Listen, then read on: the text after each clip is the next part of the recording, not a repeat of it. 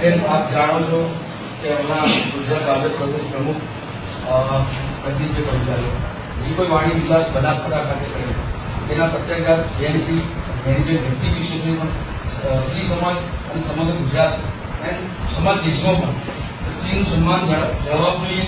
આ નારીનો દેશ છે, નારી શક્તિનો ભારત દેશ છે અને એ દેશમાં નારી સન્માનની વાતો કરતી આ સરકારે આ જગદીશ પંચાલે જ્યારે ટિપ્પણી કરી ત્યારે સૌ સમાજના સૌ નારી સમાજના હીરા પ્રત્યાઘાત લાગ્યા છે.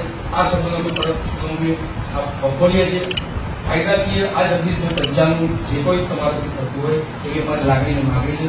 એમની કાયદાકીય જોગવાઈ જે કોઈ થતી હોય અને એ જો માફી માંગતા હોય તો દિવ્યેશ છે. એટલે આપ શાસનની સરકાર સમક્ષની સરકાર થકી આપની સાથે અમે લાગણીની માગણી સાથે રજૂઆત કરી છે.